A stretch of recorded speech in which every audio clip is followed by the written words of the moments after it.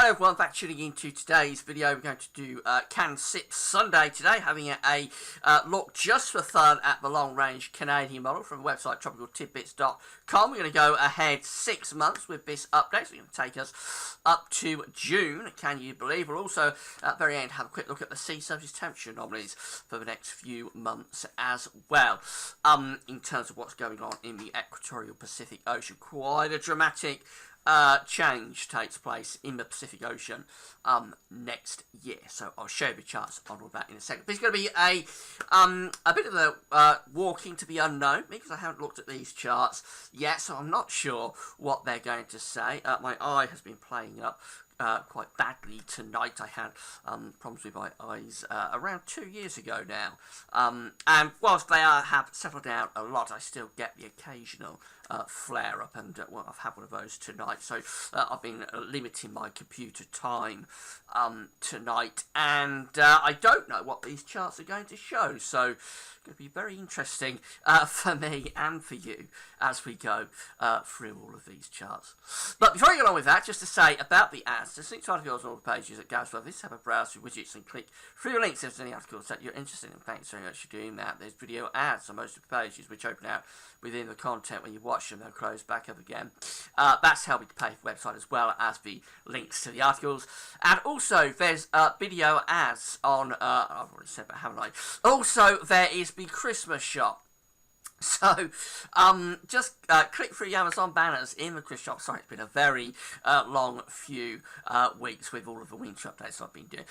So just to say, there is the Christmas shop, so you have to click through the Amazon banners. You've got any Christmas shop to do at Amazon between now and Christmas. We're just under 3 weeks from Christmas, so you've still got plenty of time to do your Christmas shopping at Amazon via the Amazon banners in Gaza. It's been a huge success again this year, so thanks for everyone who's got involved and done that. What else do I need to say? This afternoon we're going to have a quick sneak peek at spring on the blog. This is anticipation of the spring forecast starting at the end of the month. It'll be the last Sunday in December, which I think is something around the 27th of December, so just after Christmas, when we do the first spring update. So in anticipation of that, we'll have a quick sneak peek on the blog and a couple of models, I think, use the CFS B2, Bayesian Climate Centre, probably Jamstack as well, just to set the scene for what those long-range models are showing for the spring. And this evening there'll be the Christmas update, a new Christmas update. I think it's going to be probably the 16th one. So we'll do that this evening on the Christmas updates page, a lot going on today. So let's get on with CANSIPS Sunday. We're going to start off with the sea level pressure anomalies for the next 6 months, and then we'll have a look at the corresponding temperature and precipitation anomalies as well. As I always say with this and the CFS one that we do, this is just for fun. It's not to be relied upon, of course. The charts are there, so yes, we can use them, but don't be taking anything that you see in these updates too seriously. Basically, just have a bit of fun and see what the charts are showing. So we're going to start off in January, and it's sea level pressure that we're beginning with. Blue is extrapolating to low pressure, and red is extrapolating to high pressure. So for January, we find a deep trough of low pressure right over the top of the country. We've got quite a bit of ridging here up across Greenland. We have got the red colours there and some high pressure up there, so you will think that's pretty good, but I think really we do, pretty good for cold I should say, but really we do need to send that trough a little bit further east, because the mean flow is probably still actually from the west, something like that. It could be rather cool westerlies, don't get me wrong, there could be some wintry precipitation in with that, but I think overall it's still westerly Atlantic driven, with the blocking, really you won't see the blocking coming around that sort of area a little bit more, and pushing this trough eastwards, and probably have some ridging up here as well to just shove everything over towards the east and centre the trough around here, which allows those northerly winds to come down like that. So it's probably is cool at times, but it isn't a cold chart, I wouldn't have thought. Now this looks a little bit better for colder conditions, because we're sending the trough further south. So low pressure is being shoved to the south, I think, and we're ridging the red colours down from the north and sending them even into the northern part of the Atlantic a little bit. So I would think that opens the door to more sort of northerly, northeasterly type influences there. We also extend that ridge over towards Scandinavia as well. Interestingly, I would have thought that could be quite a coldish looking chart. We'll have a look at the temperatures that go with that in a moment. As I say, I haven't looked at this before I've done the video, so I really am shooting from the hip, if you like. I've got no idea what the temperature and precipitation anomaly charts are going to look like when we come to review them in a few minutes. March looks like this, so we've got a ridge extending down through into the central Atlantic, rather like that. The trough is weakening across the UK and becoming more centred across the east of Europe. So quite a bit of high pressure influences. Again, I'm not sure if that's all that cold because it isn't really extending into classic northern blocking, but it could be a bit cool, I would have thought. It could be fairly chilly. February, March, I think they could both be fairly chilly months. Probably not classically cold, but fairly cool signals there for February and for March. That goes on into April as well, so we could have quite a coolish spring actually. Low pressure looks like it's on a southerly track here with ridging again up to the north, so I think the jet stream is probably tracking to the south of the country there. That could be quite a coldish month and also very wet potentially for the south, particularly on that setup. Again, I've got no idea what the temperature and precipitation charts are going to look like.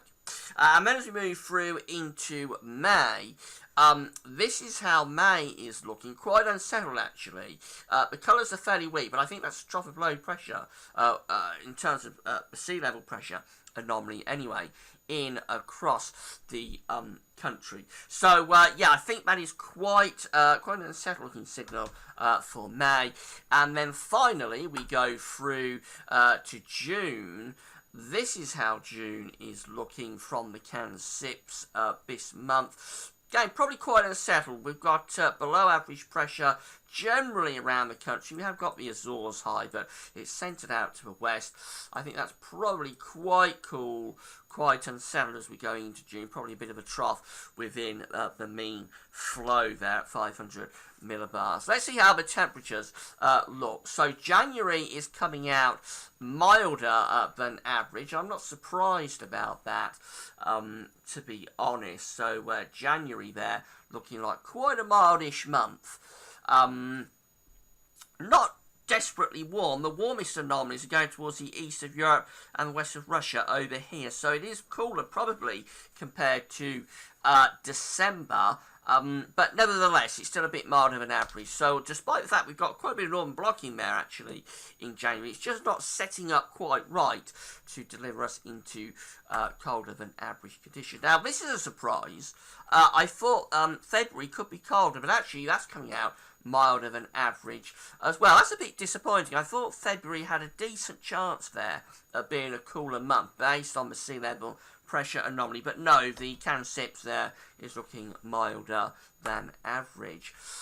We go through to March. That's coming out average. So I thought March, along with February, I thought February, March, April could all be cooler than average. But March is coming out about average with the temperatures. February is coming out milder than average. So again, from a cold perspective, these charts are fairly disappointing, really. I would have thought they could be a bit colder than this. Now, April is coming out cold than average. That's quite interesting.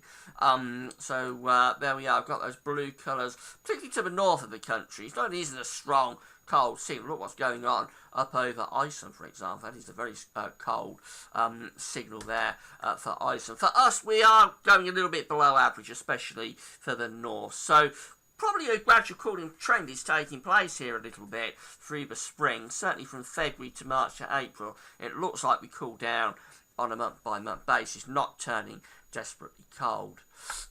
May goes a bit milder than average. That's quite an unsettled signal in May. So we're in those pale yellow colours. That's a little bit above average with the temperatures. And then we finally go through to June.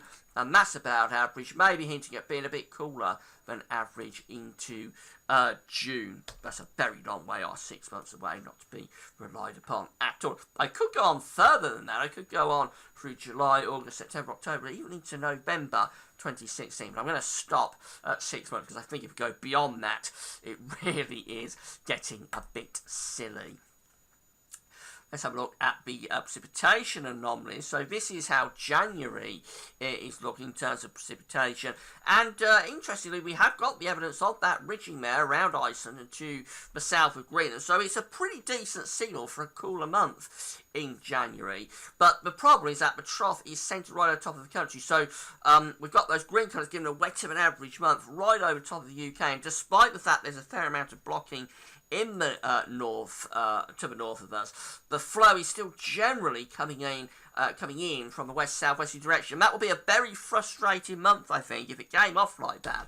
For cold and snow lovers, that would be a very frustrating month, because it would be one of those months where you've got the blocking ready, but things just don't align quite right to deliver us into a colder pattern. And that can happen, actually. Now, this suggests to me, this is February, and it suggests to me that we could have a colder than average month here. I'm not sure why the precipitation anomaly for February is as mild as it is, but this is suggesting a lot of ridging or dry and average conditions, which again suggests ridging through the northern Atlantic, going up to the north of Scotland as well. We've got wetter than average conditions over Spain, so I really can't see why we're not putting in east or northeasterly winds here and having quite a cold month. Now, I think this happened last month when we did CANSIPS Saturday in November. I think, again, I remember saying that the signal for February should be fairly cold, and it wasn't. It was generally mild. It's happened again this month. So I can explain that, really. I do think that February, on the scenario, the synoptic scenario that the CANSIPS model is coming up with, should be colder than average, and certainly colder than the model is suggesting. We get through into March, and the anomalies are near normal, maybe a little bit above average suggested into the south of the country. Remember, temperatures by March have gone back to about the 30-year average.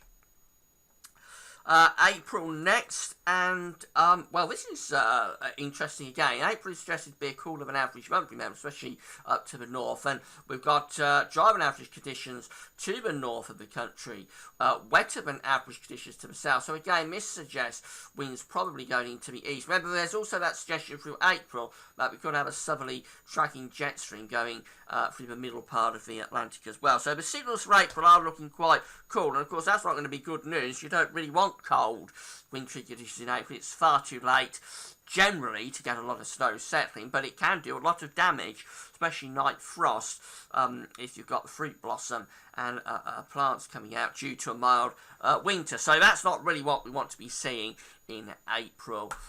And then we go through into May. The rainfall signal there is about average. A little bit surprised at that, because it looked quite unsettled on the sea level pressure anomaly. And June, 6 months away, so just for fun. But June suggested to be around average rainfall, maybe even hinting at a little bit wetter than average as well. So just going to leave you with the sea surface temperature anomalies. Sam tipped me off about these. I had an email from Sam earlier on this evening, so thanks very much, Sam, for emailing me. So we're going to see how the El Nino switches around as we go through these charts. So I'm starting off in January, and of course got very strong El Nino going on here across the tropical equatorial Pacific Ocean, indicated by those deep red colours. Let's just run through the months. We go to February, and El Nino is still there, becoming centrally based. So that's our Madoki or Madike El Nino that I've been talking about in the winter updates. By the time we get through to February, we are in that type scenario with the El Nino central and western based.